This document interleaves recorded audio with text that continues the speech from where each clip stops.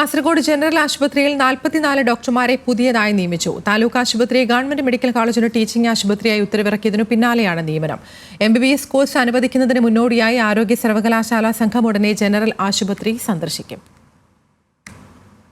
Kozhikode, Thrissur, Thiruvananthapuram, Kannur medical കോളേജുകളിൽ നിന്ന് working അറേഞ്ച്മെന്റിന്റെ ഭാഗമായാണ് പുതിയ നിയമനം.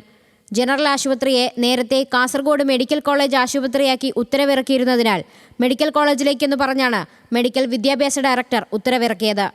ഗൈനക്കോളജിയിലും ഓർത്തോപീഡിക്സിലും 3 വീതം ഡോക്ടർമാരെ നിയമിച്ചു. ENTയിൽ 1 ഡോക്ടറും ജനറൽ സർജറിയിൽ 4 ഡോക്ടറും എത്തും.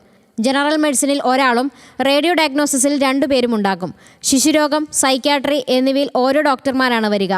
അനസ്തീഷ്യയിൽ 4 ഡോക്ടർമാരെയും നേത്രരോഗ വിഭാഗത്തിൽ 2 പേരെയും നിയോഗിച്ചിട്ടുണ്ട്. ഫിസിയോളജിയിൽ 3 പേരെ നിയമിച്ചപ്പോൾ കമ്മ്യൂണിറ്റി മെഡിസിൻ, ഫോറൻസിക് മെഡിസിൻ എന്നിവയിൽ 2 പേർ വീതമാണ്.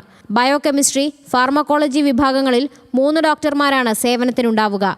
പതോളജിയിൽ 2, മൈക്രോബയോളജിയിൽ 3, ഒരു ഓറൽ ആൻഡ് മാക്സിലോഫേഷ്യൽ സർജൻ എന്നിങ്ങനെയാണ് മറ്റ് ഡോക്ടർമാർ. നിലവിൽ ജനറൽ ആശുപത്രി സ്ഥലവും ജീവനക്കാരും ആശുപത്രിയുടെ ഉപകരണങ്ങളും ഉൾപ്പെടെയെല്ലാം കാസർഗോഡ് ഗവൺമെന്റ് മെഡിക്കൽ കോളേജുമായി ബന്ധപ്പെട്ടാണ് പ്രവർത്തിക്കുന്നത്. ഉക്കിനടുക്കിയിലെ ഗവൺമെന്റ് മെഡിക്കൽ കോളേജ് കെട്ടിട നിർമ്മാണം പൂർത്തിയാക്കാത്ത സാഹചര്യത്തിലാണ് ജനറൽ ആശുപത്രിയെ മെഡിക്കൽ കോളേജുമായി ബന്ധിപ്പിച്ചത്. 2025-26 അധ്യയന വർഷത്തിൽ 50 വിദ്യാർത്ഥികളെ ഉൾപ്പെടുത്തി MBBS പ്രവേശനം ആരംഭിക്കുന്നതിന് ദേശീയ മെഡിക്കൽ കമ്മീഷനും കേരള ആരോഗ്യ സർവകലാശാലയ്ക്കും മുൻപാകെ അപേക്ഷ സമർപ്പിക്കുന്നത് അടക്കമുള്ള നടപടിക്രമങ്ങൾ മെഡിക്കൽ വിദ്യാഭ്യാസ ഡയറക്ടർ പൂർത്തിയാക്കി വരികയാണ്. ആരോഗ്യ സർവകലാശാല സംഘം ഇതിനു മുന്നോടിയായി ആശുപത്രിയിൽ പരിശോധന നടത്തും. ന്യൂസ് മലയാളം, കാസർഗോഡ്.